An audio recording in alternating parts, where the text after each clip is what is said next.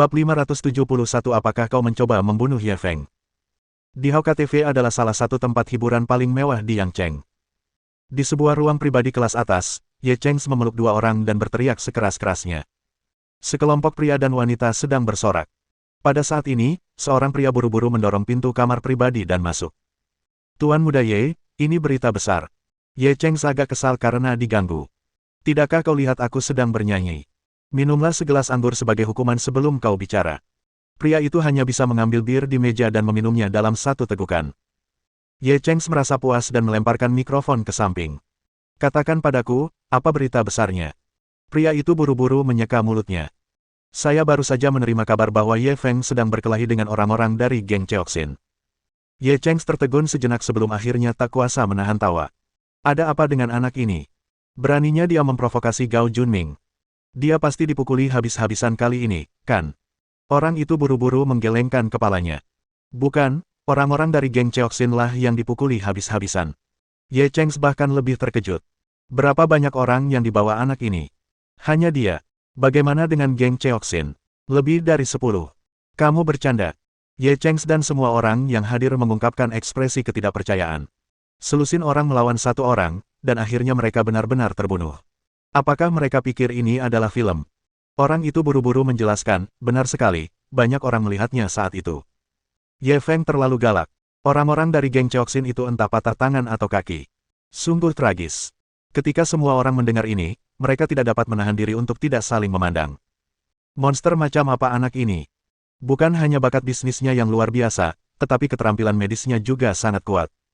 Bahkan tabib Dewa Han terburu-buru mengakuinya sebagai gurunya. Sekarang, bahkan keterampilan bertarungnya begitu kuat. Apa dia masih manusia? Kau membuatku merinding. Memiliki satu kemampuan saja sudah tidak normal, apalagi satu orang. Orang seperti ini seharusnya jenius, kan? Dia cuma jenius di antara para jenius. Bakatnya terlalu abnormal. Bermusuhan dengan orang seperti itu, memikirkannya saja membuatku takut. Ye Cheng awalnya sangat terkejut, tetapi ketika dia mendengar bawahannya memuji Ye Feng begitu banyak, dia menjadi tidak senang. Dia selalu disebut sebagai jenius nomor satu dalam keluarga Ye. Dia pun berpikir begitu. Namun kini, muncullah seseorang yang bahkan lebih berbakat darinya. Selain itu, dia tidak hanya sedikit lebih kuat. Bagaimana mungkin dia tidak marah? Ye Feng saja sampai membuatmu takut seperti ini. Sekelompok makhluk tak bernyali. Mendengar teguran Ye Cheng, semua orang terdiam. Mereka semua tahu bahwa Ye Cheng tumbuh dalam pujian. Oleh karena itu, dia sangat narsis. Jika dia bertemu seseorang yang lebih baik darinya, dia akan cemburu. Oleh karena itu, meskipun mereka sangat menyadari sesuatu, mereka akan memilih berpura-pura bingung di hadapannya. Mereka berusaha semaksimal mungkin agar tidak terlihat lebih pintar dari pihak lain. Mereka terlalu terkejut tadi, jadi mereka mengabaikan hal ini. Ye Cheng tidak lagi memperhatikan orang-orang ini. Sebaliknya, ia mengerutkan kening dan merenung. Ye Feng mengalami konflik dengan Gao Junming hari ini. Kemudian dia pasti akan menyelidiki latar belakang Gao Junming. Jika dia menggali lebih dalam, akan ada risiko terungkapnya banyak rahasia keluarga Ye yang seharusnya tidak disebarkan. Tampaknya dia harus menyingkirkan anak ini sesegera mungkin untuk menghentikan risiko sejak awal. Sekalipun keluarganya tahu, mereka akan mendukungnya. Memikirkan hal ini, ia langsung menunjuk bawahan yang melaporkan berita itu. Aku memberimu misi. Kau harus melakukannya dengan bersih. Bawahan itu langsung mengangguk hormat. Silakan beri saya instruksi, Tuan Muda Ye. Saya pasti akan melewati api dan air tanpa ragu. Ye Cheng segera mendekatkan diri ke telinganya dan membisikkan beberapa kata. Bawahan itu menatap Ye Cheng dengan bingung. Tuan Muda Ye, bukankah ini terlalu kejam? Anda mencoba membunuh Ye Feng. Ye Cheng mencibir. Sejak dia menjadi musuhku, dia sudah mati. Karena dia sudah menyinggung Gao Junming, dia pantas mati lebih parah lagi. Aku hanya akan mengirimnya pergi. Bawahan itu langsung mengangguk. Baiklah, saya akan mengaturnya sekarang. Tunggu kabar baik saya. Dengan itu, dia berbalik dan meninggalkan ruangan pribadi itu. Ye Cheng mengambil gelas anggur di meja dan menyesapnya. Lalu, dia memperlihatkan senyum dingin. Ye Feng, kau mati kali ini. Bahkan surga pun tidak dapat menyelamatkanmu. Bab 572 Aku di sini bukan untuk membuat masalah. Aku di sini untuk mengambil mobil. Ye Feng tidak tahu apa yang sedang terjadi. Saat ini dia berada di pusat pameran internasional. Lamborghini Blue Cham Knight yang diberikan sistem kepadanya ada di pusat pameran, jadi dia perlu mengambilnya sendiri. Pusat pameran itu sangat besar, dan hampir semua merek utama perusahaan mobil memiliki stan. Di stan pameran, model mobil berpakaian minim semuanya bersandar di mobil dan berpose genit. Pusat pameran sudah penuh sesak. Ada yang datang untuk melihat mobil, tetapi lebih banyak lagi yang datang untuk melihat model mobil. Ye Feng tidak tertarik dengan ini. Dia dikelilingi wanita-wanita cantik seperti Chen Xuan, Xia Qiu, Shen Baitian, dan Lu Xiaoya. Bagaimana mungkin dia tertarik pada wanita-wanita biasa-biasa saja seperti itu? Dia mencari di ruang pameran selama lebih dari setengah jam sebelum akhirnya menemukan stan Lamborghini. Stan ini tidak terlalu besar. Ada beberapa supercar Lamborghini baru yang dipamerkan, dan semuanya sangat keren. Di tengah stan itu ada mobil sport berwarna ungu. Mobil super ini ibarat rajanya mobil, dan mobil sport lainnya hanya bisa menjadi pelengkap saja. Ini adalah dua malam pesona biru yang diberikan sistem kepadanya. Garis-garis yang dilebih-lebihkan dan bentuk-bentuk yang keren benar-benar melebih-lebihkan keindahan mesin hingga ke titik ekstrim. Setiap detail kecil menunjukkan kejeniusan kreativitas sang desainer. Orang bisa membayangkan betapa hebohnya mobil super ini di jalanan. Bahkan saat ini, sudah banyak orang yang mengerumuni mobil itu. Ye Feng mencoba masuk beberapa kali, tetapi dia tidak bisa masuk. Dia hanya bisa memandang tunggangannya dari jauh. Terlalu menyiksa untuk menonton dari jauh dan tidak memainkannya. Ye Feng akhirnya berhasil menerobos kerumunan dan mencapai depan. Dia menyadari bahwa Blue Cham Knight dikelilingi oleh garis polisi. Di dalam barikade itu, ada beberapa staf yang menjaganya, tidak mengizinkan siapapun mendekat. Masa hanya bisa menonton dari luar barisan. Meskipun mobil ini sudah menjadi miliknya, Ye Feng tidak ingin melanggar aturan. Ia hanya ingin mengambil beberapa foto dengan ponselnya dan mengirimkannya kepada Lu Xiaoya untuk dipamerkan. Namun, ketika ia mengeluarkan ponselnya, ia mendapati pandangannya terhalang oleh seorang staf. Ia hanya bisa berkata dengan nada bicara yang agak memaksa, "Halo, saya ingin mengambil beberapa foto. Bisakah Anda mengizinkan saya lewat?"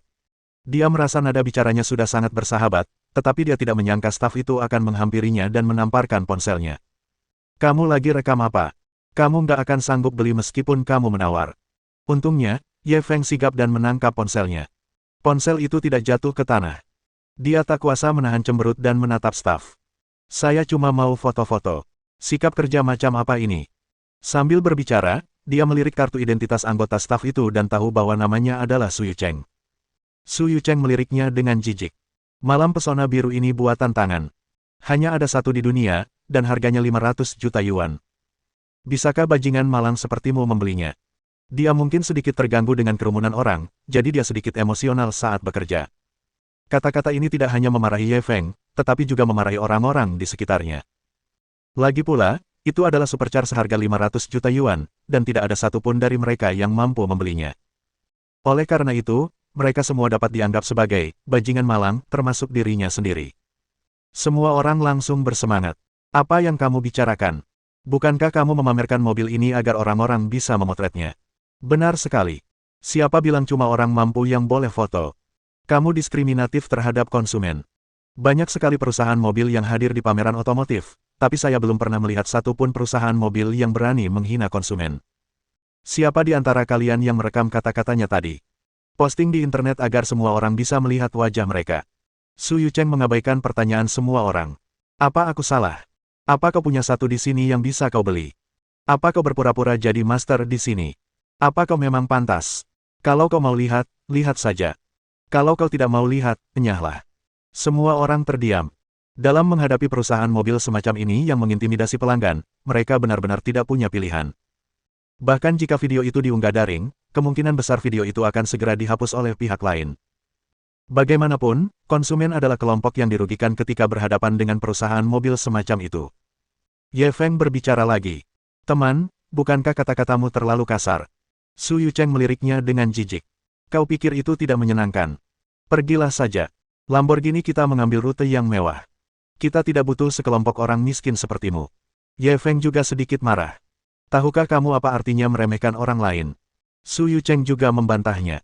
"Menurutku kau rendahan. Ada apa? Kalau kau punya nyali, keluarkan saja uangmu dan beli mobil ini. Kau leluhurku. Aku bahkan akan berlutut dan bersujud padamu. Kalau kau tidak punya uang, pergilah ke tempat keren di kasino. Kau bahkan tidak pantas menjadi cucu." Ye Feng menahan tawanya. "Jadi, kau mengaku anjing?" Su Yucheng mengatakannya dengan santai dan tidak menyadari celah dalam kata-katanya. Setelah menunjukkannya, ia langsung marah besar karena malu. "Nak, Kamu kesini mau bikin masalah. Kalau kamu nggak nyasar, aku panggil petugas keamanan. Ye Feng tersenyum. Ia melepas garis polisi dan masuk. Saya di sini bukan untuk cari masalah. Saya di sini untuk mengambil mobil. Saya sudah membeli mobil ini. Saya pemilik mobil ini sekarang. Su Yucheng tak kuasa menahan tawa. Ia menatapnya seolah sedang menatap orang bodoh. Apa ada yang salah dengan telingaku, atau otakmu? Kau bilang kau membeli mobil ini. Apa kau gila? Para penonton yang melotot ke arah Su Yucheng mulai menertawakan Ye Feng. Dari mana orang ini berasal? Dia benar-benar bilang dia membeli Blue Cham Knight. Kurasa dia tidak waras. Mobil ini harganya 500 juta. Berapa banyak orang di negara ini yang mampu membelinya? Saya cukup mendukungnya tadi. Saya pikir dia membela kami para konsumen. Saya tidak menyangka dia seorang psikopat. Kali ini, stafnya, meskipun apa yang dia katakan sangat sulit didengar, itu bukan tanpa alasan. Kurasa orang ini dikirim oleh pedagang yang ramah untuk membuat masalah, kan? Ye Feng mengabaikan komentar semua orang. Dia hanya menatap Su Yucheng. Ada berapa banyak Blue Cham Knight ini? Su Yucheng mencibir. Ada berapa banyak? Mobil ini buatan tangan, dan setiap komponennya telah dipoles berulang kali. Ini satu-satunya di dunia. Ye Feng mengangguk. Benar, mobil ini milikku. Karena masih dipajang, aku tidak berencana membawanya pergi sekarang, tapi kau harus mengizinkanku mengambil 2 foto close-up, kan? Permintaan ini tidak terlalu berlebihan, kan? Sambil berbicara, dia hendak berjalan menuju Blue Cham Knight. Su Yucheng melihat bahwa dia masih keras kepala dan segera mengulurkan tangan untuk mendorongnya. Ku bilang, apa kau benar-benar sakit? Kalau kau terus bersikap tidak masuk akal, aku tidak akan menahan diri lagi. Ekspresi Ye Feng menjadi gelap. Aku hanya ingin mengambil beberapa foto, bolehkah? Su Yucheng menolak tanpa ragu. Tidak mungkin. Kalau mau foto, keluar saja dan foto. Selain staf, tidak ada yang boleh masuk. Meskipun Ye Feng marah, dia khawatir ada banyak orang di sekitar yang ingin mengambil foto. Dia hanya bisa menahan amarahnya untuk sementara dan bersiap keluar dari pengepungan. Pada saat itu, seorang selebriti internet wanita yang sedang melakukan siaran langsung di ponselnya tiba-tiba menghampiri Su Yucheng. Halo, Tuan. Saya ingin masuk dan berfoto close-up agar penggemar saya bisa melihatnya. Bisakah Anda membuat pengecualian? Bab 573 saya sudah menerima perjanjian pemilik. Menghadapi permintaan selebriti internet wanita itu, Su Yucheng, yang sebelumnya masih bersikap dingin terhadap Ye Feng, langsung memasang ekspresi ramah. Nona Mumu, saya sungguh minta maaf, perusahaan kami punya aturan bahwa semua orang hanya boleh menonton dari luar area. Mumu segera melangkah maju dan menarik lengannya, bersikap genit. Tolong buat pengecualian. Aku punya banyak penggemar yang menungguku. Kumohon. Tulang-tulang Su Yucheng langsung luluh karena kegenitannya. Kamu cuma boleh syuting 5 menit. Kalau tidak, orang-orang akan keberatan. Mumu langsung berseri-seri kegirangan. Terima kasih, Manajer Su. Kamu memang sangat tampan. Su Yucheng langsung menyisir rambutnya dengan gaya narsis. Apa dia benar-benar setampan itu? Mumu hendak mengambil teleponnya dan memasuki barisan untuk menyiarkan. Ye Feng tak kuasa menahan diri untuk bicara lagi. Manajer Su, apa kau menyalahgunakan kekuasaanmu? Aku baru saja masuk dan kau mencoba menghentikanku, jadi bagaimana dia bisa masuk? Mumu segera berhenti dan menatapnya dengan tidak senang. Dia telah berjuang keras untuk kesempatan ini, tetapi orang ini malah menghancurkannya. Menghadapi pertanyaan Ye Feng, ekspresi Su Yucheng berubah muram. Karena, dia streamer besar dengan jutaan penggemar. Bisakah kau dibandingkan dengannya? Ye Feng tak kuasa menahan tawa dingin. Bukankah standar gandamu terlalu tinggi? Kurasa setidaknya kau harus memperlakukan semua orang sama. Semua orang boleh masuk, atau tidak ada yang boleh. Beginikah cara perusahaan mobil besar bekerja? Su Yucheng terdiam dan langsung mengamuk karena malu. Aku memperlakukanmu berbeda. Terus kenapa? Kamu punya cara berpikir, tapi kamu tidak boleh mati. Saat itu, Mumu juga sedikit kesal. Ku bilang, kenapa kau begini? Kau tak bisa melihatnya, tapi kau tak mau aku melihatnya. Mentalitas apa? Apa kau masih laki-laki? Bukan hanya mereka berdua, bahkan orang-orang di luar mulai mengumpat Ye Feng. Kamu gila. Kamu lama banget nganggur. Kamu masih mau kami lihat mobilnya. Benar. Kalau kamu sempat berlama-lama, mereka pasti sudah selesai syuting. Kenapa laki-laki begitu picik terhadap perempuan? Bukankah itu terlalu tidak pantas? Cepat turun. Jangan halangi kami melihat mobilnya.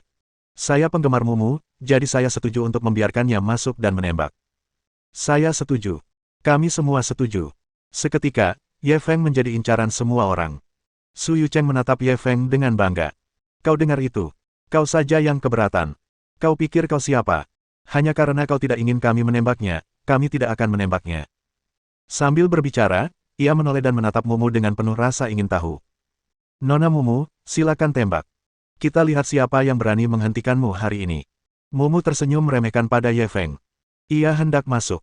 Ye Feng pun kehilangan kesabarannya. Berhenti, tanpa izinku, tidak ada yang boleh masuk. Mumu juga geram saat itu. Ia langsung mengarahkan ponselnya ke arahnya. Sayang-sayang, awas ya. Bukannya aku nggak mau bantu foto-foto, tapi cowok ini terus-terusan ngehalangi aku. Aku belum pernah lihat cowok serendah itu. Di ruang siaran langsung, layar bergulir cepat, hampir semua orang memarahi Ye Feng. Apa yang dilakukan orang ini, buang-buang waktuku saja. Cepat dan minta petugas keamanan untuk mengusirnya, kita ingin melihat Lamborghini Blue Cham Knight.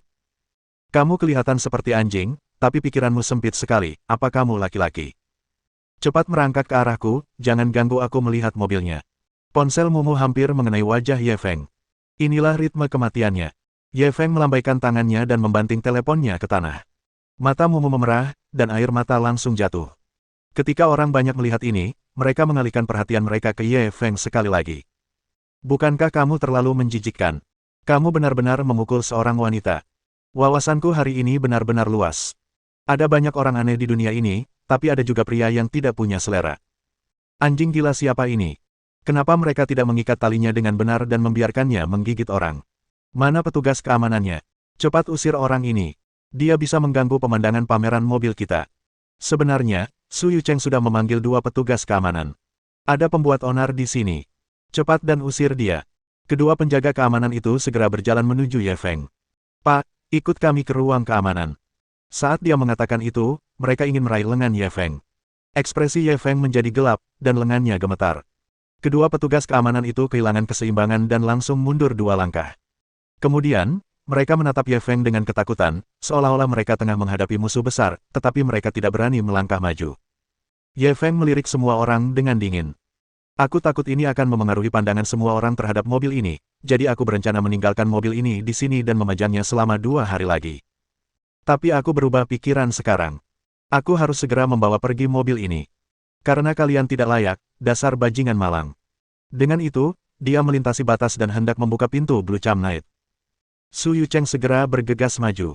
Berhenti, apa yang kau lakukan? Ye Feng tak tahan lagi dengan orang ini. Melihatnya bergegas menghentikannya lagi, ia pun bersiap menyerang. Pada saat ini, suara seorang pria terdengar dari belakang. Berhenti. Semua orang menoleh dan melihat seorang pria berusia 50-an berjalan cepat ke arah mereka. Seseorang langsung mengenali orang ini. Dia adalah bos Lamborghini di Tiongkok, Bao Xiyuan. Bao Xiyuan segera berjalan mendekat dan memisahkan mereka berdua. Lalu, ia menoleh ke arah Su Yucheng. Manajer Su, ada apa? Sikap Su Yucheng segera berubah menjadi penuh hormat, lalu dia menggambarkannya dengan penuh hiasan. Ini terutama menggambarkan perilaku Ye Feng yang tidak masuk akal dan biadab.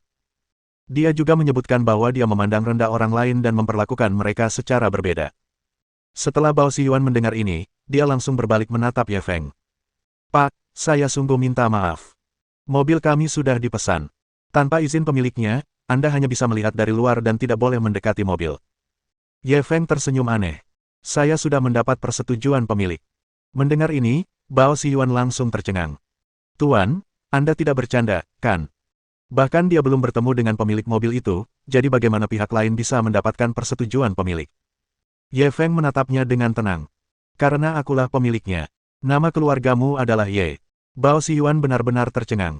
Ia buru-buru mengulurkan tangannya untuk memegang tangan lawan bicaranya. Tuan Ye, Anda sudah di sini. Saya baru saja akan menelepon Anda. Su Yucheng tertegun. Presiden Bao, apakah Anda kenal pria ini? Bao Xiyuan meliriknya dengan dingin. Tuan ini adalah pemilik terhormat dari Blue Cham Knight ini. Su Yucheng menatap Ye Feng dengan tak percaya. Pemilik mobil. Blue Cham Knight ini dihargai 500 juta yuan, dan orang kaya benar-benar mampu membelinya. Terlebih lagi, dia baru saja menyinggung Taipan ini. Ketika dia memikirkan akibatnya, dia langsung gemetar ketakutan. Mumu yang berdiri di samping pun ikut tercengang. Orang menyebalkan ini sebenarnya pemilik mobil sport super ini. Untuk mampu membeli mobil super seperti ini, keluarga macam apa yang dimilikinya? Dia mungkin memiliki aset setidaknya puluhan miliar, bukan? Bab 574 ini mobil pribadi, tidak ada foto. Kerumunan orang di sekitarnya juga tercengang di tempat. Ya Tuhan, aku tidak menyangka pemuda ini adalah pemilik Blue Cham Knight ini. Untuk bisa membeli mobil seperti itu, seberapa kayakah keluarganya? Mungkinkah dia orang terkaya di Yangcheng? Dan dia sangat tampan. Kalau aku bisa jadi pacarnya dan duduk di Blue Cham Knight itu, aku pasti senang sekali. Bangun, kenapa orang sepertimu bisa jatuh cinta pada penggemar yang biasa-biasa saja? Tidak bisakah aku membayangkannya? Ye Feng tidak peduli dengan komentar orang banyak. Ia perlahan menarik tangannya dan menatap Bao Xiyuan tanpa ekspresi. Kalau begitu, bolehkah aku membawa mobilnya pergi sekarang? Bao Xiyuan buru-buru memasang ekspresi memuja. Tuan Ye, bolehkah kita bicarakan ini? Kami berharap bisa mengirimkan mobilnya kepada Anda setelah pameran mobil selesai. Jangan khawatir, kami anggap saja Anda menyewa mobil untuk beberapa hari ke depan. Kami yang bayar sewanya. Ye Feng bahkan tidak berpikir dan menggelengkan kepalanya. Tidak, aku harus mengendarai mobil sekarang. Bao Xiyuan tidak menyangka pihak lain begitu tidak masuk akal. Ia tersenyum canggung. Tuan Ye, beri aku sedikit muka. Lihat begitu banyak teman mobil. Mereka semua ke sini demi mobil ini. Kita tidak bisa membiarkan mereka datang tanpa alasan, kan? Ye Feng mencibir, aku tidak berencana membawa mobil pergi hari ini, aku hanya ingin mengambil 2 foto. Tapi kalian semua mencoba menghentikanku dan bahkan mempermalukanku. Sambil berbicara, ia menunjuk ke arah kerumunan. Dan orang-orang ini, bukan saja tidak membela saya, mereka bahkan mengejek saya. Jika Anda berada di posisi mereka dan mengalami perlakuan seperti itu, apakah Anda masih peduli dengan perasaan mereka? Bao Xiyuan langsung terdiam setelah ditegur olehnya. Ye Feng memang sudah berusaha sebaik mungkin. Awalnya ia hanya ingin mengambil 2 foto, tetapi Su Yucheng menghentikannya dan bahkan meminta petugas keamanan untuk mengusirnya. Tidak peduli siapapun orangnya, mereka tidak akan bisa menerimanya begitu saja. Tapi Tuan Ye, kamu nggak perlu ngomong lagi. Kalau kamu nggak izinin aku bawa mobilnya pergi sekarang, kembalikan saja uangnya. Aku nggak mau mobil ini lagi. Ye Feng tidak menunggu dia menyelesaikan kata-katanya dan memberinya ultimatum. Bao Xiyuan tak punya pilihan selain mengangguk. Kalau begitu, Tuan Ye, ikuti saya untuk mengurus prosedurnya. Ye Feng tidak berkata apa-apa lagi. Ia langsung pergi untuk mengurus prosedur serah terima. Butuh waktu kurang dari setengah jam. Lalu, dia berjalan kembali dan menekan tombol itu. Pintu bersayap camar Blue Cham Knight perlahan terbuka, dan mata semua orang terbelalak. Ye Feng duduk di kursi pengemudi dan hendak menyalakan mobil. Mumu segera menghampiri dan bersandar di jendela. Pak, bolehkah saya mengambil beberapa foto dulu? Penggemar saya masih menunggu. Kalau mereka tidak bisa memotret mobil ini, mereka akan menutup saya. Saat mengatakan itu, dia bahkan cemberut pada Ye Feng, mencoba mendapatkan simpati.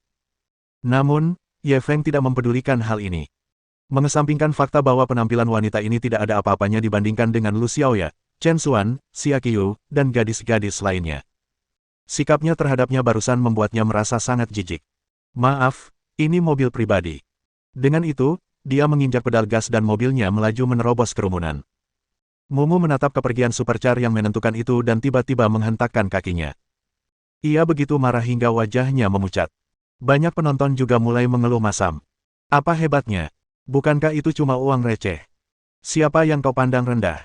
Benar, jangan lihat mobil ini. Kita lihat mobil-mobil lain saja. Apa masalahnya? Apa yang kau pura-purakan? Bukankah ini hanya Blue Cham Knight yang rusak? Kualifikasi apa yang kau miliki untuk bersikap tenang di depan kami?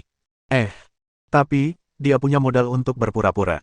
Itu bisa jadi mobil sport super seharga 500 juta. Jika kamu tidak berbicara, tidak ada seorang pun yang akan memperlakukanmu sebagai orang bisu. Kerumunan itu bubar ketika mereka berbicara. Bao Xiyuan menatap bilik kosong dan menatap dingin ke arah Su Yucheng. Su Yucheng tahu bahwa ia telah membuat kesalahan besar ketika kehilangan kemampuannya, jadi ia segera memasang ekspresi memuja. Presiden Bao, tolong dengarkan penjelasan saya. Apa lagi yang perlu kamu jelaskan? Bao Xiyuan memotongnya. Gara-gara kamu, pameran kita jadi berantakan. Apa yang mau kamu jelaskan? Sekarang aku resmi mengumumkan pemecatanmu. Kemasi barang-barangmu dan pergilah. Su Yucheng langsung memohon, Presiden Bao, saya tahu saya salah. Tolong beri saya kesempatan lagi. Bao Xiyuan tersenyum dingin. Baiklah, aku beri kau kesempatan. Asal kau mau memohon pada Tuan Ye untuk berubah pikiran dan meminjamkan mobil ini untuk kami selama beberapa hari, aku akan memaafkanmu kali ini. Su Yucheng menunjukkan senyum yang lebih buruk daripada menangis.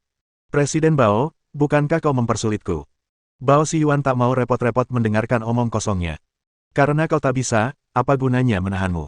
Segera pergi dari hadapanku. Aku tak ingin melihatmu lagi. Su Yucheng melihat pihak lain telah mengambil keputusan dan tahu bahwa tidak ada gunanya mengatakan apapun lagi. Dia hanya bisa berjalan keluar seperti anjing yang tersesat. Dia berharap bisa menamparkan dirinya sendiri 2 kali. Seharusnya dia membiarkan Tuan Ye masuk saat itu. Bukankah itu hanya untuk mengambil beberapa foto? Berapa menit yang dibutuhkan? Namun kini, mobil itu telah dibawa pergi. Dia juga sama sekali tidak memiliki pekerjaan. Ini benar-benar kesalahan yang akan menyebabkan penyesalan abadi. Bab 575 selalu ada orang nakal yang ingin menyakitiku. Keterampilan mengemudi Ye Feng yang kuat, ditambah dengan mobil super buatan tangan ini, bagaikan seekor harimau bersayap. Blue Cham Knight berubah menjadi kilatan petir ungu dan melesat melewati jalan-jalan yang ceng. Para pengemudi yang lewat menatap tak percaya ke arah hilangnya mobil super itu. Mereka tak bisa tersadar untuk waktu yang lama. Mobil sport super jenis ini adalah mobil impian setiap pria. Banyak wanita yang duduk di kursi penumpang depan juga memandang pria di samping mereka dengan jijik. Mobil jenis apa yang dikendarainya? Mobil jenis apa yang dikendarai pacarnya? Inilah perbedaannya. Ye Feng tahu persis performa mobil ini, jauh lebih tangguh daripada 2 supercar sebelumnya. Di dalam kota, mustahil untuk memanfaatkan performa mobil ini sepenuhnya. Jika dia pergi ke Crab Bay sekarang, dia mungkin bisa memecahkan rekor lagi. Saat dia tengah asyik menikmati sensasi mengendarai mobil super itu, teleponnya tiba-tiba berdering. Dia buru-buru memperlambat lajunya dan mengeluarkan telepon genggamnya untuk melihat-lihat. Ide penelepon menunjukkan bahwa itu adalah Zhuang Xiaojiao. Sejak mereka berpisah dari kota Binhai, mereka berdua tidak banyak menghubungi satu sama lain. Mengapa dia tiba-tiba meneleponnya? Meski bingung, dia tetap menjawab panggilannya. Suara merdu Zhuang Xiaojiao langsung terdengar dari ujung sana. Kau benar-benar bodoh. Ye Feng tertegun ketika mendengarnya mengatakan ini. Bagaimana denganku? Jika aku tidak meneleponmu, apakah kamu tidak akan pernah menghubungiku? Zhuang Xiaojiao terdengar seperti sedang bertingkah lucu dengan pacarnya. Ye Feng tak kuasa menahan senyum getir. Aku tak ada urusan denganmu, untuk apa aku menghubungimu? Zhuang Xiaojiao sangat marah hingga tak bisa berkata-kata. Setelah sekian lama, ia melanjutkan, apakah kamu datang ke Yang Cheng?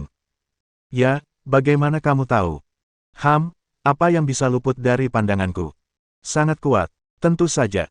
Lagi pula, kau tidak bersikap rendah hati saat datang ke Yang Cheng. Kau memukul Wei Changfeng, menendang Ye Cheng, dan sekarang kau memprovokasi Gao Junming. Kau sedang mencari kematian atau sedang menuju kematian. Bahkan jika aku tidak ingin mendengar tentangmu, aku tidak bisa. Batuk. Jangan bilang begitu. Merekalah yang memprovokasi saya. Saya hanya terpaksa membalas. Ku dengar kau sendiri mengalahkan lebih dari 10 orang dari geng Cheoxin hari ini. Kenapa kau tidak mengajakku saja padahal ada acara seru seperti itu? Untuk apa aku membawamu? Dikejar orang yang membawa pisau. Ngomong-ngomong, kalau kamu nggak ajak aku, itu artinya kamu nggak menganggapku teman. Bayangkan aku selalu khawatir sama gerak-gerikmu, tapi kamu nggak peduli sama aku sama sekali. Oke. Maaf kali ini. Lain kali aku pasti akan mengajakmu, oke? Lebih tepatnya begitu. Karena kamu mengakui kesalahanmu dengan tulus, aku akan memberitahumu sebuah kabar. Berita apa? Seseorang ingin menyakitimu. Apakah kamu tidak terkejut? Apa yang perlu dikagetkan? Selalu ada orang-orang nakal yang ingin mencelakaiku. Mau bagaimana lagi? Orang-orang hebat selalu mudah dicemburui. Cek, kamu sombong banget. Aku nggak lihat di mana kelebihanmu. Yang kulihat kamu cuma ceplas-ceplos dan nggak kelihatan kayak orang baik. Benar. Orang baik tidak punya jalan keluar. Hanya dengan menjadi lebih buruk daripada orang jahat, mereka bisa bertahan hidup. Baiklah, kamu mau cerita atau tidak? Kalau kamu tidak bilang apa-apa, aku tutup teleponnya. Kau, siapa yang mengemis pada siapa? Baiklah, aku akan langsung memberitahumu. Ye Cheng lah yang ingin mencelakaimu. Akhirnya, Zhuang Xiaojiao mengungkapkan berita tersebut. Mendengar nama ini, Ye Feng tersenyum sinis. Ye Cheng, pewaris generasi kedua yang manja dan manja itu ingin mencelakaiku. Zhuang Xiaojiao panik saat mendengar bahwa dia tidak menganggapnya serius sama sekali. Kau benar-benar dalam masalah kali ini. Baru saja, seseorang yang kau lukai meninggal di rumah sakit. Dokter forensik mengatakan kau mengenai bagian vitalnya. Kesimpulan awal adalah kau membunuh seseorang dengan sengaja. Aku khawatir polisi akan segera menemukanmu. Mendengar ini, ekspresi Ye Feng berubah serius. Mustahil, aku tahu apa yang harus kulakukan. Luka orang-orang itu sama sekali tidak fatal. Zhuang Xiaojiao langsung mengangguk. Tentu saja aku tahu, karena ini rencana Ye Cheng. Dialah yang mengirim orang ke rumah sakit untuk mengutak-atiknya, lalu menyuap dokter forensik untuk menjebakmu. Ye Feng sedikit terkejut. Bagaimana kamu tahu tentang ini? Zhuang Xiaojiao terkikik. Aku tahu banyak hal, tapi aku tidak bisa memberitahumu. Aku hanya tahu tentang konspirasinya, tapi aku tidak punya bukti kejahatannya. Aku juga tidak bisa banyak membantumu. Kau harus memikirkan cara untuk menyelesaikan semuanya sendiri. Ye Feng mengerutkan kening dan merenung sejenak, lalu senyum muncul di wajahnya. Baiklah, aku mengerti. Karena dia ingin menjebakku, aku akan memberinya pelajaran. Zhuang Xiaojiao penasaran. Apa rencanamu? Rahasiakanlah ini untuk saat ini. Kamu masih ingin merahasiakannya dariku. Tidak ada gunanya mengatakannya keras-keras. Tunggu saja. Karena kamu tidak mau memberitahuku, bawa saja aku. Di mana kamu sekarang? Aku akan mencarimu sekarang. Sebaiknya kau tidak usah datang. Ada beberapa barang yang merepotkan untuk dibawa. Kau membenciku. Aku tidak peduli. Kalau kau tidak mengajakku bermain, aku akan menghadapimu bersama Ye Chengs. Nona, bisakah Anda tidak bersikap kekanak-kanakan? Ini masalah hidup dan mati, bukan permainan anak-anak. Lagi pula aku masih anak-anak. Aku mau tanya sekali lagi. Mau main sama aku? Baiklah. Aku akan menunggumu di persimpangan Jalan Longkuan dan Jalan Buoxing. Baiklah. Aku akan sampai dalam 10 menit. Kamu harus menungguku. Zhuang Xiaojiao segera menutup telepon. Ye Feng bersandar tak berdaya di kursi. Sungguh gadis kecil yang menyiksa. Bab 576 Siapakah yang memerintahkanmu untuk menjebakku? Zhuang Xiaojiao adalah pria yang selalu menepati janjinya. Dalam waktu kurang dari 10 menit, ia tiba di tempat yang telah mereka sepakati. Saat dia melihat pesona biru malam Ye Feng, dia terkejut dan membuka mulutnya lebar-lebar. Ya ampun, ini mobil barumu. Keren banget, ya. Kamu belinya berapa? Tidak mahal, hanya 500 juta. Ye Feng bersandar di mobil sport dan berpose yang menurutnya sangat tampan. Zhuang Xiaojiao menatapnya lama sebelum berkata, dasar Taipan yang tidak berperasaan. Menghabiskan 500 juta untuk membeli mobil bukanlah pemborosan biasa. Ye Feng membuka pintu mobil dan memberi isyarat, tolong. Anda orang pertama yang duduk di kursi penumpang mobil ini. Apakah Anda merasa terhormat? Mata Zhuang Xiaojiao langsung berubah menjadi bulan sabit, ia tersenyum dan buru-buru duduk. Lumayan. Ye Feng juga berbalik dan duduk di kursi pengemudi, lalu membantunya memasang sabuk pengaman. Tubuh Zhuang Xiaojiao bersentuhan dengan tubuhnya, dan ia bisa merasakan auranya. Ia merasakan perasaan aneh di hatinya, dan wajahnya memerah. Ye Feng meliriknya. Kenapa wajahmu semerah pantat monyet? Perasaan aneh Zhuang Xiaojiao langsung lenyap. Ia memelototinya. Apa kau tidak tahu cara menggunakan kata sifat? Setidaknya, seharusnya kau mengatakan sesuatu seperti, apel merah, awan terbakar, dan sebagainya. Apa itu pantat monyet? Ye Feng tak punya pilihan selain mengubah ucapannya. Kenapa bokong monyetmu seperti apel merah? Zhuang Xiaojiao sangat marah hingga hampir muntah darah. Kau, dasar pria sejati.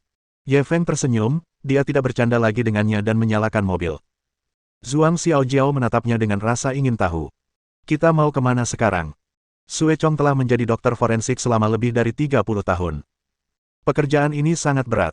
Berurusan dengan tumpukan mayat setiap hari akan membuat suasana hati seseorang menjadi sangat tertekan. Itu bagus, tetapi yang terpenting adalah pekerjaan ini menawarkan sedikit sekali keuntungan. Dia tidak seperti dokter-dokter di bagian bedah serius dan unit gawat darurat yang sesekali menerima angpau besar. Siapakah yang akan memberikan angpau kepada seseorang yang membedah mayat? Mungkinkah mereka memohon padanya untuk membedah mayat dengan lebih indah? Namun hari ini, dia benar-benar menerima angpau, dan jumlahnya sangat besar. Totalnya 1 juta yuan. Permintaan pihak lain juga sangat sederhana, mereka ingin dia menulis laporan penilaian palsu. Mereka mengarahkan penyebab kematian almarhum kepada seseorang bernama Ye Feng. Dia ingin menolaknya secara tidak sadar sejak awal karena bertentangan dengan etika profesinya sebagai dokter. Akan tetapi, ketika pihak lain meletakkan kotak besar berisi uang kertas di depannya, dia bahkan tidak bertahan selama 2 detik sebelum mengangguk setuju. Mudah baginya untuk menulis laporan palsu. Dan 1 juta itu cukup untuk menutupi rasa malunya. Dia bersiul sambil berjalan cepat menuju kantornya. Para dokter dan perawat yang lewat menatapnya dengan heran. Menurutmu apa yang terjadi pada Dr. Sue hari ini? Aku belum pernah melihatnya sebahagia ini sebelumnya. Ya, biasanya mukanya muram, seolah-olah ada yang berutang $1.000.000 padanya. Hari ini, dia kelihatan seperti sudah mengambil $1.000.000. Apa dia menang lotre? Saking senangnya, sudut mulutnya hampir mencapai telinganya. Dulu aku pikir dia jelek kalau lagi cemberut. Tapi aku nggak ngangka dia bakal lebih jelek lagi kalau lagi senyum. Hahaha. Sue Chong mengabaikan komentar semua orang dan segera kembali ke kantornya, mengunci pintu. Masih merasa khawatir, dia menarik kursi untuk menghalanginya sebelum menghela napas lega. Kemudian, dia mengeluarkan brankas rahasia dari bawah tempat tidur. Selamat karena sudah kaya, selamat karena sudah luar biasa. Undang yang terbaik, tinggalkan yang buruk. Dr. Sue menyenandungkan sebuah lagu sambil membuka kotak kode sandi dengan tidak sabar, ingin menghitung angpaunya lagi. Akan tetapi, ketika kotak kode sandi dibuka, tumpukan uang kertas yang awalnya penuh malah menghilang. Yang menggantikannya adalah sepasang sepatu kets yang rusak. Kejutan ini bukan masalah kecil. Di satu sisi, itu karena kerugian 1 juta yuan. Di sisi lain, karena seseorang dapat mencuri 1 juta yuan miliknya, kemungkinan besar mereka mengetahui tentang penyuapannya. Yang terakhir bahkan lebih mengerikan daripada yang pertama. Pikirannya menjadi kosong, tidak tahu harus berbuat apa sekarang. Panggil polisi. Jangan bercanda. Ini semua uang curian. Bukankah menelepon polisi sama saja dengan masuk perangkap? Apalagi yang bisa dia lakukan? Mungkinkah dia akan berpura-pura seolah tidak terjadi apa-apa?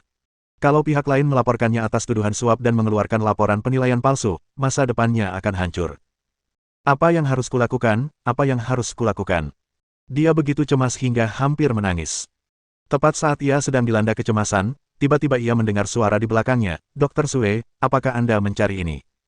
Sue Chong terkejut. Ada orang lain di ruangan itu. Dia bergegas berbalik.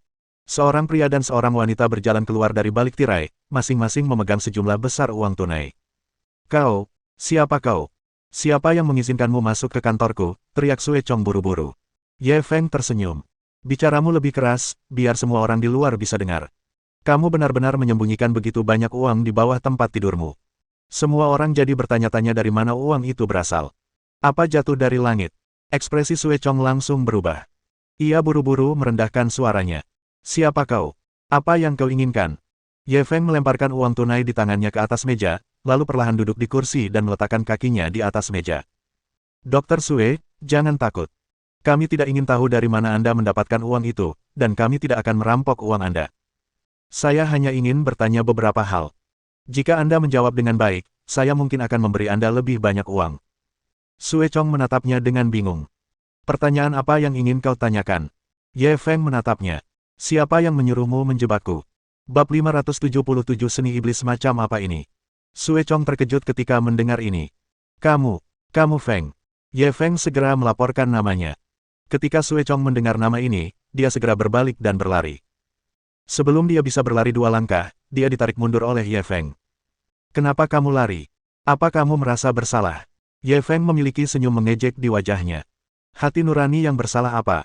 Aku tidak mengerti apa yang kau katakan." Sue Chong menghindari tatapannya dan menyangkalnya.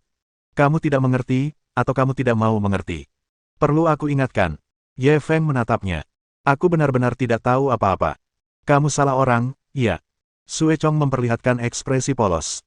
Dia sendiri tampak sangat saleh. Jika dia tidak menerima informasi akurat sebelumnya, kemungkinan besar dia akan terpesona olehnya. Ye Feng tetap tidak tergerak. Ia mendengus dingin. "Apakah ada yang datang mencarimu hari ini?" Sue Chong terus berpura-pura bodoh. "Saya dokter forensik. Saya harus memeriksa banyak mayat setiap hari. Tentu saja, banyak orang yang datang kepada saya." Ye Feng mencibir, "Orang ini datang mencarimu untuk memalsukan laporan pengujian. Dan 1 juta ini adalah hadiahmu karena memalsukan laporan pengujian itu." Sue Chong tampak seperti telah dipermalukan oleh bos besar. Ia langsung memelototi bos besar itu dan berkata, "Omong kosong. Saya sudah puluhan tahun menjadi dokter forensik, tapi saya belum pernah memalsukan laporan. Ini fitnah. Saya akan menuntut Anda." Ekspresi Ye Feng menjadi gelap. "Sepertinya kau tidak akan menangis sampai melihat peti matinya." Sue Chong tampak tak takut mati.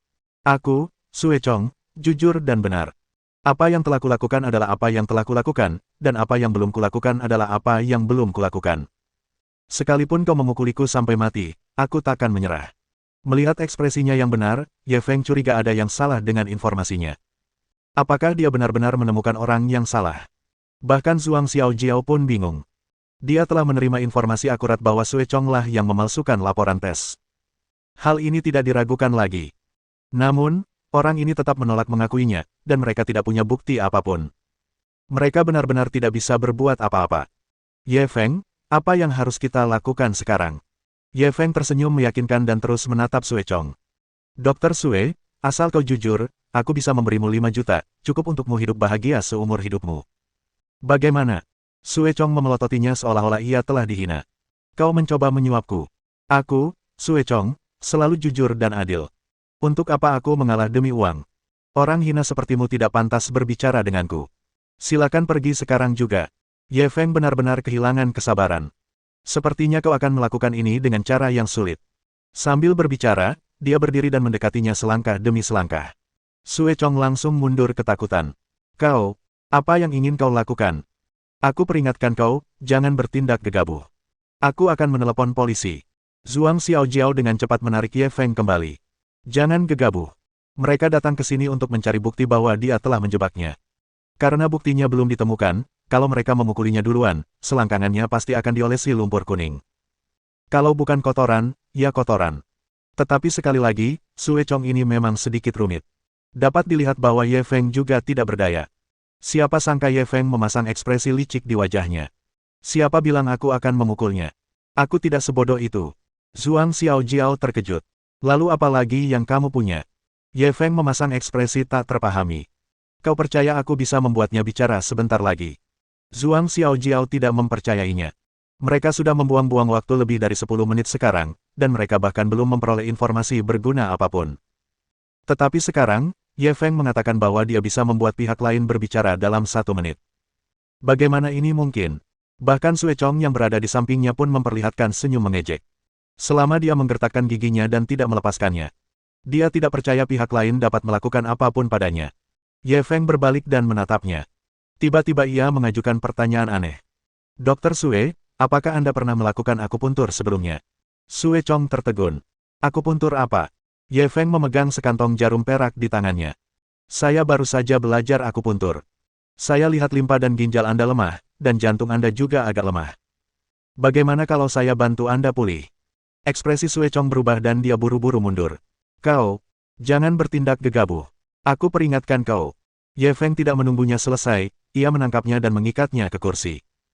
Kemudian, dia mengeluarkan jarum perak dan mengayunkannya di depan matanya. Aku akan bertanya sekali lagi. Siapa yang memintamu menjebakku? Sue Chong masih melawan dengan keras kepala. Aku, Sue Chong, punya hati nurani yang bersih. Kalau kau mau memaksaku mengaku, silakan saja. Aku tidak akan pernah tunduk pada kekuatan jahat. Ye Feng tidak mau repot-repot berbicara omong kosong dengannya. Dia langsung menusukkan jarum perak ke titik akupuntur Xiao Yao, Sensu, dan Tonggu miliknya. Zhuang Xiaojiao bingung dengan tindakannya. Bukankah orang ini ingin menginterogasinya untuk mengetahui dalangnya? Mengapa dia tiba-tiba mulai menusukkan jarum ke tubuhnya? Apakah dia benar-benar berpikir bahwa dia bisa membuat pihak lain berbicara dengan metode ini? Apakah dia benar-benar mengira bahwa dirinya adalah Nenek Rong? Tepat saat dia bingung, tubuh Sue Chong mulai berputar-putar seolah-olah ada kutu di sekujur tubuhnya.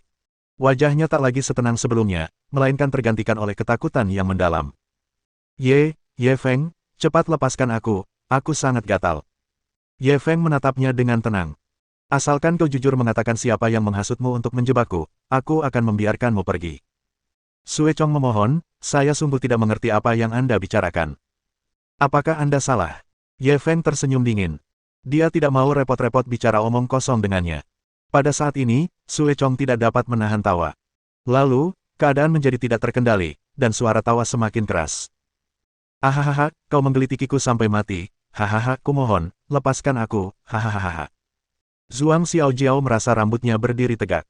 Tawa Sue Chong semakin menjadi-jadi. Akhirnya, ia tertawa terbahak-bahak hingga air mata dan ingus mengalir di wajahnya. Adegan ini lucu sekaligus aneh. Zhuang Xiaojiao terpengaruh oleh emosinya dan tidak dapat menahan tawa. Pada saat ini, tawa Sue Chong berangsur-angsur melemah, dan senyum di wajahnya juga berangsur-angsur menghilang. Yang menggantikannya adalah kesedihan. Wuh, aku bukan manusia, hiks. Aku sudah berusia 50-an. Istriku telah menceraikanku, dan anak-anakku tidak mengenaliku. Apa gunanya aku hidup? Semakin ia menangis, semakin sedih ia. Akhirnya, ia menangis hingga hatinya hancur berkeping-keping. Sungguh menyayat hati mendengarnya dan meneteskan air mata melihatnya. Zhuang Xiaojiao tidak bisa berkata-kata. Apa yang sedang terjadi? Tadi dia tertawa terbahak-bahak sampai berguling-guling. Kenapa sekarang dia malah menangis sekeras itu? Bukankah pemandangan ini terlalu aneh? Dia segera menoleh ke arah Ye Feng. Apa yang dilakukan pria ini? Bisa-bisanya membuat seseorang begitu neurotik. Namun, Ye Feng saat ini sedang duduk santai di mejanya, membolak-balik buku anatomi. Seolah-olah dia lupa bahwa ada orang lain yang sedang diinterogasi di sebelahnya. Bab 578 Pengakuan. Sue Chong tertawa terbahak-bahak lagi setelah menangis terseduh-seduh. Begitu saja dia disiksa berulang kali antara duka cita yang amat dalam dan sukacita yang amat besar. Setelah beberapa kali, akhirnya dia menyerah. Ku bilang, hahaha. Nggak boleh ngomong. Hahaha. Tolong, jangan ganggu aku, hahaha. Zhuang Xiaojiao gembira dan segera menatap Ye Feng. Dia tidak menyangka metode orang ini benar-benar berhasil. Kalau dilihat dari waktunya, memang kurang dari 1 menit. Pria ini selalu memberinya kejutan yang tak terduga. Kali ini, dia tidak kecewa. Baru setelah itu Ye Feng meletakkan bukunya. Ia menoleh ke arah Sue Chong. Kenapa kau tidak bekerja sama sebelumnya? Kenapa kau harus menderita seperti ini? Sambil berbicara, dia mencabut jarum-jarum perak itu. Wajah Sue Chong dipenuhi ingus dan air mata, dan dia tampak sangat menderita. Karena fluktuasi emosinya, ia butuh waktu lama untuk menenangkan diri. Ye Feng melihat jam dan mendesak dengan tidak sabar. Baiklah, jangan buang-buang waktu lagi, ceritakan semua yang kau tahu. Pada saat yang sama, dia menatap Zhuang Xiaojiao. Zhuang Xiaojiao segera mengeluarkan ponselnya dan mulai merekam. Pertahanan psikologis Sue Chong telah runtuh sepenuhnya, jadi dia hanya bisa mengaku dengan jujur. Sore ini, unit gawat darurat memang mengirim jenazah. Mereka bilang dia berkelahi dan meninggal karena luka serius. Tapi setelah diperiksa, saya menemukan luka-luka di tubuhnya sangat aneh. Ye Feng segera bertanya, apa yang aneh? Seperti yang diingat Sue Chong, ia menjawab, ada 2 jenis cedera utama pada tubuh orang ini. Yang pertama adalah cedera di pergelangan tangan kanan dan paha kanannya. Sepertinya patah tulang tersebut disebabkan oleh seseorang dengan kekuatan yang sangat besar. Frakturnya tidak rata, tetapi tidak fatal. Ye Feng mengangkat alisnya. Bagaimana dengan pilihan kedua? Sue Chong memilah kata-katanya dan melanjutkan, yang kedua dari kaki kiri. Dari kelihatannya, tulang kakinya patah karena sesuatu seperti tongkat baseball, tapi bukan itu penyebab fatalnya. Ketika Ye Feng mendengar ini, dia mulai curiga. Saat berurusan dengan orang-orang dari geng Cheoxin, dia hanya bertangan kosong. Dari mana dia mendapatkan tongkat bisbol? Namun, ketika dia mendengar Sue Chong mengatakan bahwa ini bukan alasan yang fatal, dia menjadi semakin penasaran. Melanjutkan, yang benar-benar membunuhnya adalah mati lemas. Saya memeriksa mata dan paru-parunya dan menemukan bahwa dia meninggal karena mati lemas. Sue Chong menunjukkan sedikit ketakutan saat mengatakan ini. Juga, kami menemukan darah dari orang lain di gigi korban. Mulut dan hidung korban seharusnya ditutup. Ketika dia melawan, dia menggigit jari korban. Zhuang Xiaojiao begitu gembira hingga tangannya mulai gemetar. Ini cukup untuk membuktikan bahwa Ye Feng tidak ada hubungannya dengan penyebab kematian. Pembunuhnya jelas orang lain. Ye Feng tidak gelisah. Dia menatapnya tanpa ekspresi. Lanjutkan. Sue Chong tidak berani menyembunyikan apapun dan hanya bisa melanjutkan. Saya hendak menuliskan keraguan ini ke dalam laporan penilaian ketika seseorang tiba-tiba menemukan saya. Dia meminta saya untuk membuat laporan penilaian palsu dan memberi saya 1 juta yuan sebagai imbalan. Awalnya saya menolaknya. Ye Feng menyela penjelasannya. Laporan macam apa yang dia minta kamu buat? Sue Chong hanya bisa menjawab, dia ingin aku menunjukkan penyebab kematian kepada seseorang bernama Ye Feng. Sebenarnya, aku tahu itu bukan cedera fatal. Tapi dia memberiku 1 juta dan bahkan mengancamku bahwa jika aku tidak melakukan apa yang dia katakan, dia akan mengambil nyawaku. Ye Feng menyela lagi. Siapa yang kau maksud saat kau bilang, dia? Sue Chong ragu sejenak sebelum akhirnya mengucapkan sebuah nama. Wang Hongda. Ye Feng menoleh ke Zhuang Xiaojiao. Pernahkah kau mendengar nama ini? Zhuang Xiaojiao menggelengkan kepalanya. Tidak. Sue Chong berbicara lagi, Wang Hongda ini adalah pemimpin kecil geng Cheoxin. Dia sangat dipercaya oleh Tuan Gao. Ye Feng mendengar ini dan menyadari sesuatu. Jadi dia antek geng Cheoxin. Tidak heran. Sue Chong kembali bicara, hanya itu yang ku tahu. Bisakah kau melepaskanku? Aku bisa memberimu semua uang itu. Tolong jangan laporkan aku. Aku tidak ingin kehilangan pekerjaan atau masuk penjara. Ye Feng menepuk bahunya. Jangan khawatir, aku sangat puas dengan jawabanmu. Selama kau bisa bersaksi untukku, aku tidak akan mempersulitmu. Sue Chong mengangguk cepat. Tentu saja, tentu saja. Namun, dia mencibir dalam hatinya. Dasar bodoh. Apakah dia benar-benar mengira bahwa dia akan menyinggung geng Cheoxin demi dirinya? Bila sudah waktunya, dia hanya akan membalas dan berkata bahwa dia dipaksa mengucapkan kata-kata itu. Jika saatnya tiba, dia bahkan tidak punya tempat untuk menangis. Haha, dia mau melawannya. Dia masih kurang pengalaman. Bab 579 racunmu belum kedaluarsa, kan? Zhuang Xiaojiao juga menyadari hal ini, dia dengan cepat berbisik ke telinga Ye Feng, bagaimana jika dia berbalik dan menggigit kita? Ye Feng menatap Sue Chong dan berkata dengan keras, apa kau takut Dr. Sue akan membalas? Tapi aku percaya pada karakter Dr. Sue. Dia pasti tidak akan melakukan itu. Benar, Dr. Sue. Sue Chong mengangguk cepat. Benar. Karena aku sudah mengakuinya, kenapa aku harus membalas? Tentu saja tidak. Zhuang Xiaojiao menatap Ye Feng tanpa berkata-kata. Apakah orang ini benar-benar bodoh, atau hanya berpura-pura bodoh? Jika Sue Chong bisa mengkhianatinya sekali, dia bisa mengkhianati mereka untuk kedua kalinya. Bagaimana mungkin dia bisa mempercayai kata-katanya? Pada saat ini, Ye Feng berkata perlahan, meskipun aku percaya pada karakter Dr. Sue, aku tidak percaya pada hatinya, jadi lebih baik waspada. Sambil berbicara, dia mengeluarkan pil putih dari sakunya dan berjalan mendekati Sue Chong. Ekspresi Sue Chong berubah. Apa ini? Kau? Apa yang kau lakukan?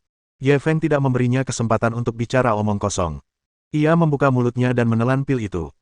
Ketika pil itu masuk ke mulutnya, ada sedikit rasa manis dan cukup lezat. Sue Chong tak sempat menikmati rasanya dan segera menatap Ye Feng. Kau memberiku makan apa? Ye Feng memasang senyum menyebalkan di wajahnya. Ini pil pemutus jiwa 7 hari milikku. Kalau kau tidak mendapatkan penawarnya setelah 7 hari, kau akan mati kehabisan darah. Zhuang Xiaojiao membelalakkan matanya karena terkejut. Ada racun ajaib seperti itu. Setelah Sue Chong mendengar ini, ia mencibir. Tidak apa-apa kalau kau mencoba menakut-nakuti orang yang tidak mengerti ilmu kedokteran dengan trik sekecil itu. Aku sudah puluhan tahun menjadi dokter, tapi aku belum pernah mendengar tentang racun ini. Apa kau mencoba menakut-nakutiku? Bermimpilah. Sudut mulut Ye Feng sedikit melengkung. Kau belum pernah mendengarnya, itu artinya kau bodoh. Kalau tidak percaya, coba tahan napas. Sue Chong melihat betapa misteriusnya kata-katanya dan segera menahan napas. Segera setelah itu, ia merasakan sakit yang menusuk di perutnya, seperti ditusuk jarum. Keringat dingin langsung membasahi punggungnya. Ini, apa yang terjadi?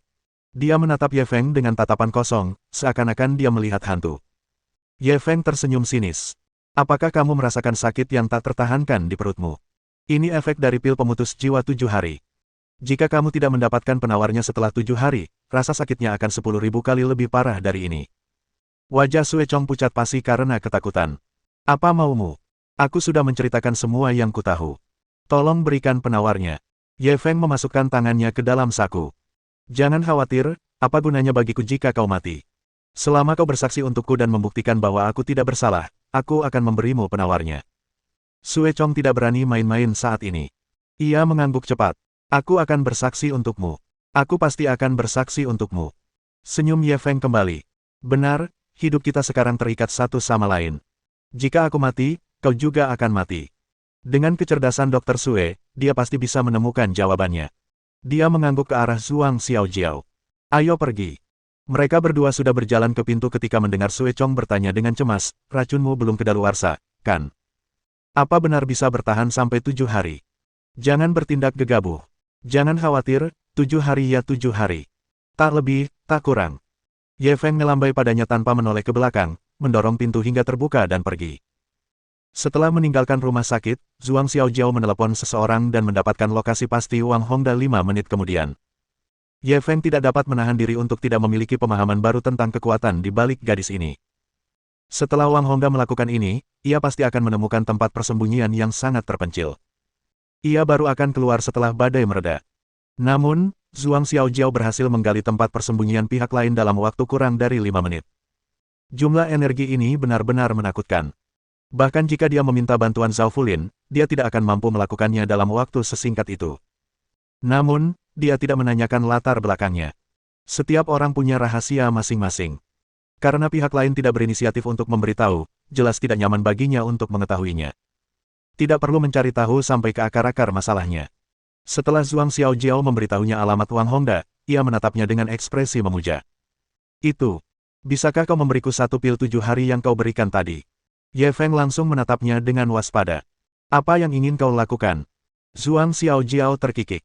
Aku hanya merasa itu menyenangkan, jadi aku memutuskan untuk mempelajarinya. Ye Feng memutar matanya ke arahnya. Kenapa kau meneliti racun tanpa alasan? Siapa yang ingin kau sakiti? Mata Zhuang Xiaojiao berkilat licik. Aku ingin memberikan satu kepada kakekku agar dia menyetujui permintaanku. Ye Feng menggigil tak kuasa menahan diri. Wanita gila. Kau bahkan tak mau melepaskan kakekmu. Zhuang Xiaojiao menarik lengannya dan mengguncangnya. Beri aku satu pil saja. Lagi pula kau punya penawarnya. Itu tidak akan membunuhnya. Aku sudah banyak membantumu hari ini, tidak bisakah kau menunjukkan rasa terima kasihmu? Ye Feng tidak punya pilihan selain mengeluarkan pil seputih salju dari sakunya. Zhuang Xiaojiao segera mengambilnya. Ia mencubitnya dan mengendusnya. Kenapa rasanya seperti pil permen? Ye Feng menahan tawanya. Tidakkah kau akan tahu setelah mencobanya? Zhuang Xiaojiao menggelengkan kepalanya panik. Aku tidak mau memakannya. Bagaimana kalau kau tidak memberiku penawarnya dan memaksaku melakukan hal-hal kotor? Ye Feng langsung memutar matanya. Imajinasimu sungguh hebat. Apa aku sejahat itu?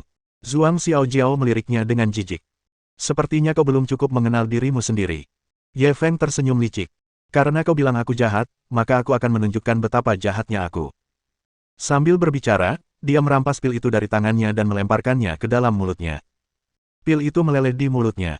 Zhuang Xiaojiao menelannya sebelum sempat meludahkannya. Ia begitu ketakutan hingga wajahnya memucat. Ye Feng, apa kau gila? Cepat beri aku penawarnya. Ye Feng melihat ekspresi malunya. Ia langsung geli hingga terhuyung-huyung. Zhuang Xiaojiao sangat marah hingga hampir menangis. Kau masih tertawa. Cepat beri aku penawarnya. Ye Feng mengangkat bahu. Aku tidak punya penawarnya. Zhuang Xiaojiao memelototinya dengan mata merah. Bagaimana mungkin kau tidak punya penawarnya? Kau jelas-jelas memberitahu Sue Chong bahwa kau punya penawarnya. Ye Feng menyentuh hidungnya. Aku berbohong padanya. Zhuang Xiaojiao tercengang. Apa maksudmu? Ye Feng hanya bisa mengatakan yang sebenarnya. Sebenarnya, itu bukan racun, itu hanya pil gula biasa. Zhuang Xiaojiao tercengang. Pil permen. Tapi, kenapa dia merasa sakit saat menahan napas? Ye Feng tersenyum dan menjelaskan, karena ketika saya menggunakan jarum perak untuk menusuk titik akupunturnya, saya melakukan sesuatu. Selama dia menahan napas, kedua titik akupuntur itu akan terasa sakit. Rasa sakitnya akan bertahan beberapa hari sebelum menghilang. Bab 580 Ayo, aku bantu kamu mencubit. Zhuang Xiaojiao menatapnya kosong. Apa kau tidak takut Sue Chong akan mengetahui tipuanmu? Ye Feng tersenyum percaya diri. Beda profesi itu seperti beda gunung. Bagaimana mungkin dokter forensik seperti mereka yang ahli anatomi tahu hal-hal seperti ini? Apalagi dia, bahkan dokter Tiongkok tua pun mungkin tidak bisa memahami teknik saya. Zhuang Xiaojiao benar-benar terdiam dan tidak tahu harus berkata apa. Dia tidak menyangka otaknya yang cerdas akan tertipu oleh lelaki ini. Sue Chong itu begitu bodoh, dia pasti tidak akan mampu melihatnya. Baiklah, jangan bahas ini lagi. Sudah waktunya kita mencari Wang Hongda. Ye Feng tidak mengatakan apa-apa lagi dan menyalakan mobil. Menurut informasi Zhuang Xiaojiao, Wang Hongda saat ini bersembunyi di salah satu villa Gao Junming di pinggiran kota. Saat mereka berdua tiba di villa, langit sudah gelap. Mereka berdua menyelinap ke depan villa dan mendapati pintunya tertutup rapat.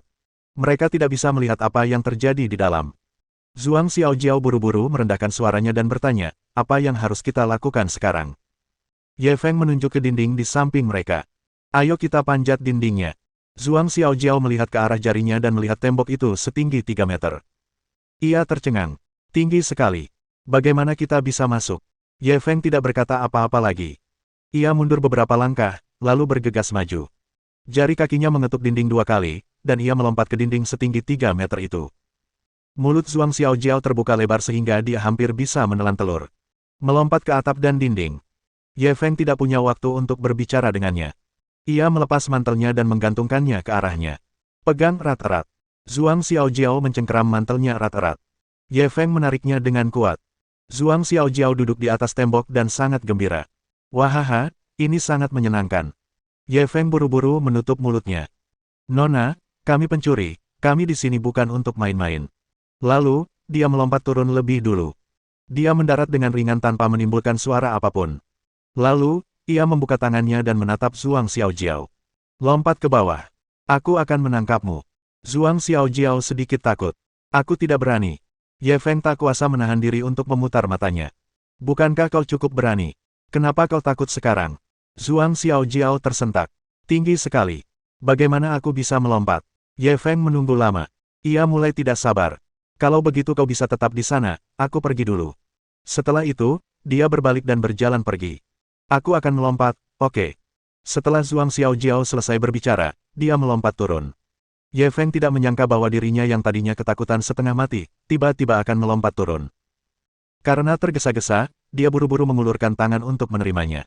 Karena dia tidak yakin dengan posisinya, dia hanya merasakan pandangannya menjadi gelap dan mereka berdua langsung jatuh ke tanah. Ah, sakit. Ye Feng buru-buru menutup mulutnya. Pelankan suaramu, jangan sampai orang di dalam mendengarmu. Zhuang Xiaojiao melepaskan tangannya dari dada wanita itu dengan jijik. Aku sudah bilang aku tidak akan melompat, tapi kau memaksa. Aku melompat, tapi kau tidak bisa menangkapku. Bohong, sakit sekali. Zhuang Xiaojiao meraih tangannya dan langsung menggigitnya. Ye Feng meringis kesakitan, tetapi dia tidak berani bersuara. Dia tahu dia telah melakukan kesalahan fatal. Seharusnya dia tidak setuju untuk membawanya ke sini. Wanita itu merepotkan. Pada saat itu, mereka tiba-tiba mendengar suara seorang pria dari dalam. Suara apa itu di luar? Ye Feng terkejut, dan buru-buru menutup mulut Zhuang Xiaojiao lagi. Dia jelas menyadari bahayanya dan tidak berani membuat keributan lagi. Lalu, mereka mendengar suara genit seorang wanita. Suara apa? Apa kau tidak terlalu sensitif? Hanya orang yang sensitif yang bisa berumur panjang. Aku akan keluar dan melihatnya. Tak lama kemudian, seorang pria bertelanjang dada dan memakai celana besar keluar sambil membawa senter. Ye Feng buru-buru menekan Zhuang Xiaojiao ke rumput. Tubuhnya pun secara alami menekan Zhuang Xiaojiao. Zhuang Xiaojiao secara naluriah ingin mendorongnya menjauh. Pada saat ini, sorotan senter bersinar ke arah mereka. Dia begitu ketakutan sehingga dia segera berhenti melawan. Keduanya saling memandang dan bisa merasakan napas masing-masing. Zhuang Xiaojiao belum pernah merasakan perasaan luar biasa seperti itu sebelumnya. Jantungnya langsung berdebar kencang. Pria itu berpatroli di luar cukup lama. Akhirnya, ia tidak melihat sesuatu yang aneh, jadi ia berbalik dan berjalan kembali. Ye Feng menghela napas lega. Tidak apa-apa. Dia menatap Zhuang Xiaojiao. Meski sudah larut malam, dia masih bisa melihat wajah malunya melalui cahaya jendela. Merasakan kelembutan tubuhnya, jantungnya mulai berdetak lebih cepat, dan napasnya menjadi berat. Tanpa sadar dia menundukkan kepalanya. Zhuang Xiaojiao membelalakkan matanya saat dia melihat pria itu mendekatinya. Di samping kepanikan, sebenarnya ada sedikit rasa antisipasi di hatinya. Namun, dia merasa ada sesuatu yang salah. Bukankah mereka di sini untuk mencuri? Kenapa mereka tiba-tiba jadi ambigu? Mohon dukungan dari omom ante-ante sekalian, buat subscribe atau sharekan novel Mimin ke Facebook kalian, agar channel Mimin bisa terus berkembang. Dengan begitu, Mimin bisa lebih semangat untuk up novel seru lain ke depannya. Sekiranya ada kebutuhan buat subback, silakan inbox Mimin atau tuliskan di kolom komentar, Mimin dulukan dengan ucapan terima kasih.